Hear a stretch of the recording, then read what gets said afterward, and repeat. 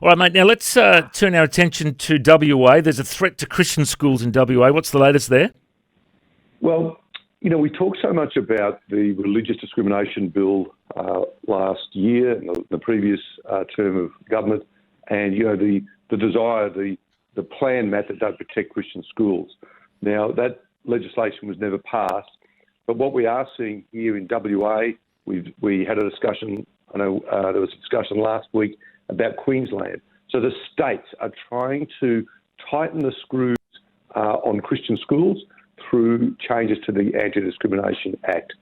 And right now what we're seeing in WA is a proposed amendment to the Anti-Discrimination Act to remove the right of Christian schools to exclusively hire Christian teachers.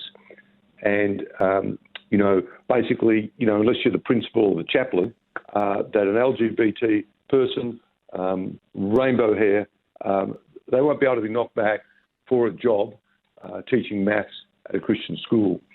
And I'm just aware this morning earlier that Northern Territory has a proposed bill along similar lines, that you won't be able to refuse to hire them on the basis of their LGBT status, and you won't be able to discipline or dismiss them because of their LGBT status. So this threat in WA, in Northern Territory, in Queensland, to Christian schooling is such an existential threat.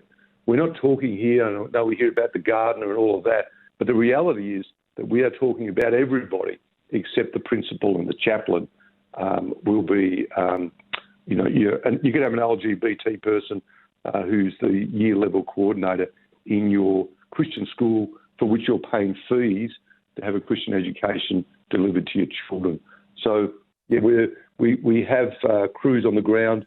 In fact, Matt, today we have Christopher Bro here in Darwin, and he's meeting with members of Parliament this week to talk about the Northern Territory version of this, and also collaborating with the Catholic Bishop on this.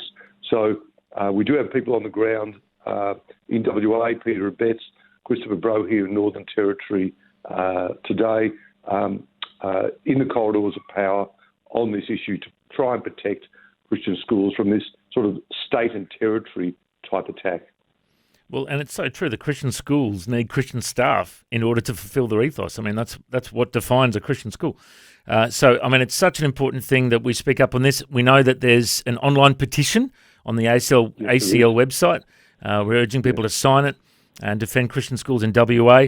Also in Queensland, there's a writing campaign on the website to help you defend Christian schools that are under threat in Queensland. I've seen that doing the rounds in my circles as well. Once again, all the links are at the website acl.org.au if you'd like to make your voice heard on that topic.